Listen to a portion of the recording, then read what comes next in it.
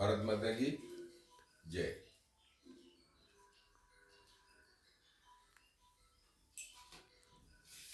आत्माराम जी की प्रेरणा के हिसाब से सत्य ज्ञान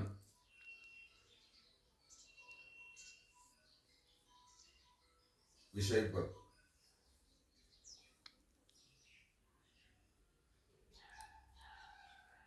सनातन धर्म परंपरा के निर्वहन में भारतीय संस्कृति में, भारत में पनने वाले जितने भी धर्म संप्रदाय हैं, उन सबका महज एक ही उद्देश्य है, सत्य धर्म की विजय हो।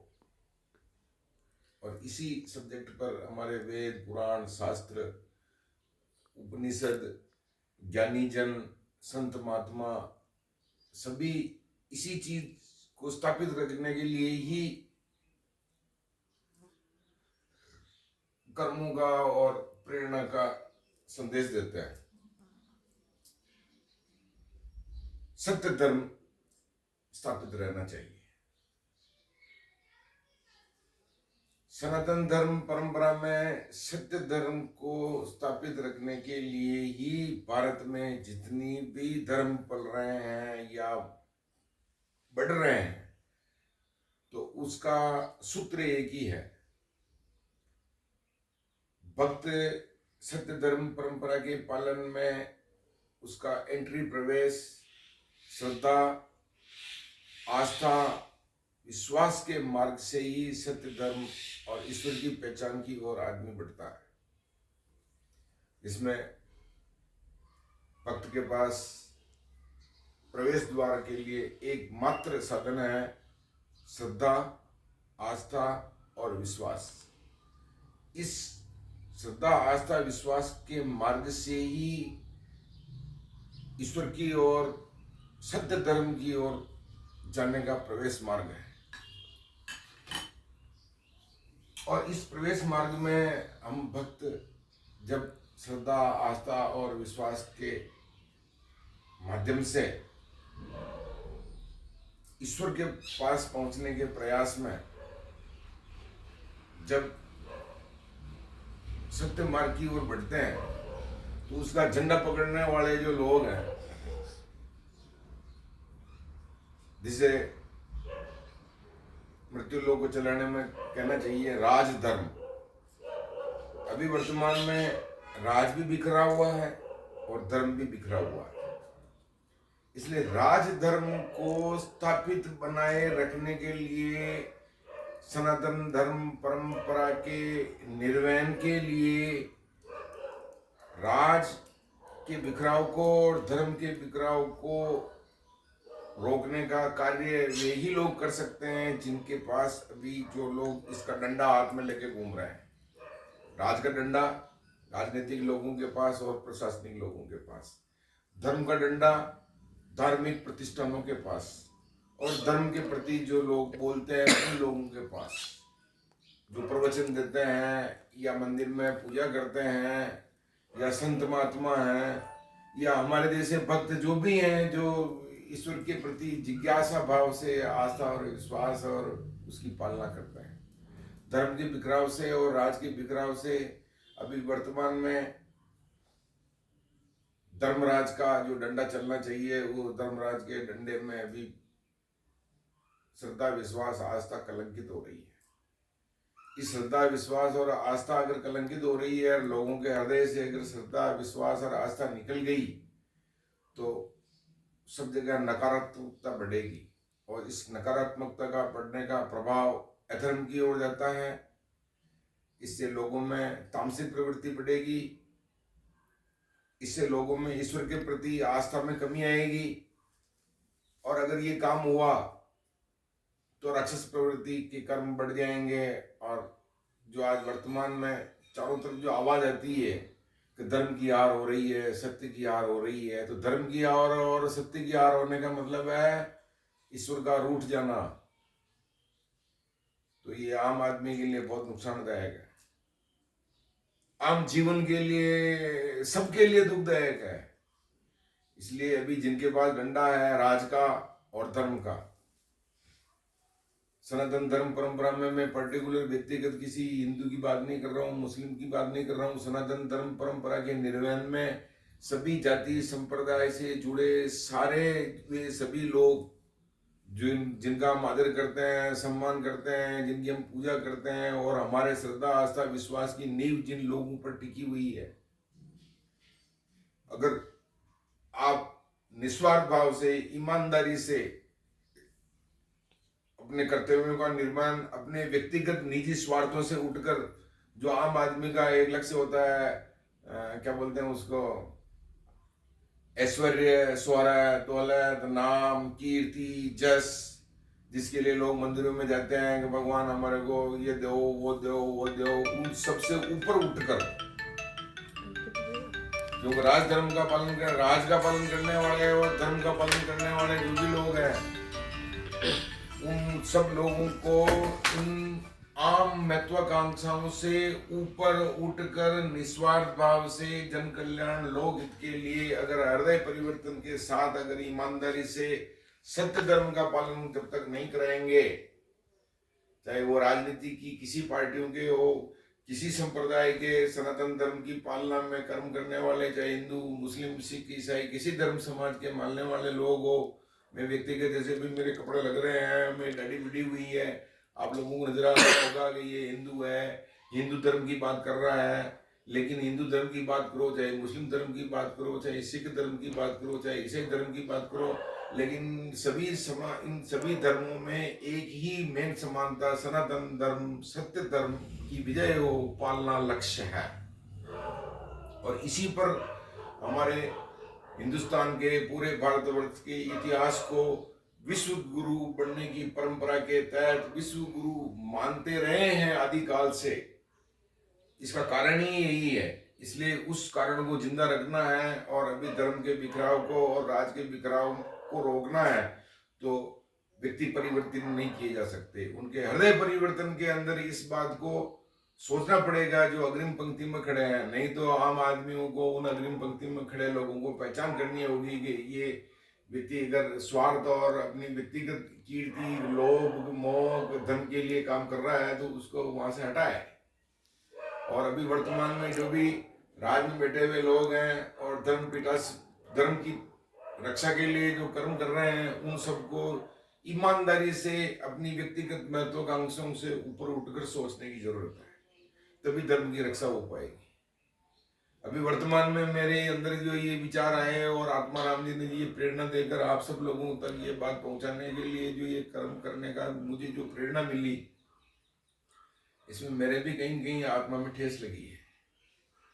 मेरे 3 पीढ़ी के पूर्वजों के और मेरे अपने श्रद्धा आस्था विश्वास का केंद्र ये डांग के हनुमान जी गोड़ास, जहाँ के महंत सरदास जी महाराज जो बालपन से योगी रहे हैं, और हमेशा जो योगी महात्मा होता है वो हठी होते हैं। और इनके हठ योग की साधना में इन्होंने, इस आदमी को मैं बहुत लंबे समय से जानता हूँ, ये फलाहारी है, भोजन करता ही नहीं, फल से गुजारा करता है, रात को 12 बजे से दोपहर 12 बजे तक मौन रहता है, तपस्वी संत है। इन दूसरे संतों के मैं किसी की तुलना नहीं कर रहा हूँ, लेकिन अक्सर देखा है कि जो नामधारी और जो बड़े संत हैं वो सब ऐश्वर्य और शौहरत में रहता है। इस आदमी के तो देखो भंडारे में तो वहाँ कोई या तो मंत्र यंत्र मिलेंगे या पूजा सामग्री मिलेगी, बाकी इसके यहाँ नोटों के बंडल है, बैंक बैलेंस है, ऐसी ढेरे नहीं मिलेगी। ये तो जैसा है वैसा, इसकी तो जिंदगी पोस्ट कार्ड की तरह रही है, अंतर्देशी लिफाफे की तरह इसका जीवन नहीं रहा है। और इसी की प्रेरणा और इसी ने मेरे को, इतने लोगों में पहला आदमी था जिसने मेरे पे उंगली उठाई और मुझे ये कहा कि सुरेश अपने आप को सुधार। तो मैं इसी की प्रेरणा से वहाँ बद्रीनारायण गया और वहाँ आश्रमों में ऐसे ऐसे तपस्वी संतों से संपर्क इन्हीं की वजह से हुआ, जो महीने महीने 2-2 महीने तक बिना भोजन आहार लिए पहाड़ों में तपस्या में लीन रहते हैं। संत परंपरा के जमीन से लेकर के आसमान से जुड़े हुए संतों के ऐसे प्रयोग में मुझे दर्शन प्राप्त हुए और उन्हीं के ऐसे प्रेरणा से मेरे शरीर के विकार निकले। इसलिए मेरी श्रद्धा और आस्था विश्वास पर भी अभी जैसे एक प्रश्न चिन्ह लगा है। इसमें कहीं ना कहीं धर्म और राज के बीच में बिखराव है,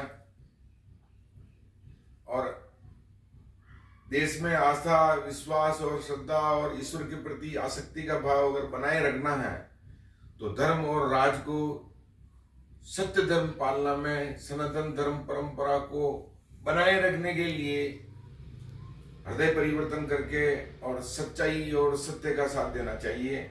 और सच्चाई और सत्य के प्रति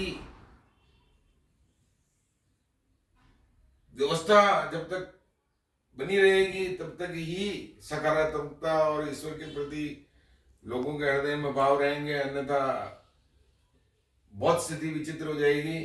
आने वाले कल में न लोग साधु बनेंगे न लोग भगवान की बात करेंगे, क्योंकि ईश्वर की बात करने वाले और वैराग्य को प्राप्त होकर सनातन धर्म की पालना में मनुष्य जाति के विकास के लिए कर्म करने वाले सभी संप्रदायों में सभी धर्मों में लोग फिर घृणा करना शुरू कर देंगे कि ये तो जहाँ जाए, मुस्लिमों में जाओ तो गलत बात, सिखों में जाओ तो गलत बात, हिंदुओं में जाओ तो गलत बात। तो अगर ये गलत बातों की परंपरा शुरू हो गई तो इंसान की इंसानियत पर से विश्वास उठने लग जाएगा, और विश्वास उठना ईश्वर की मृत्यु है।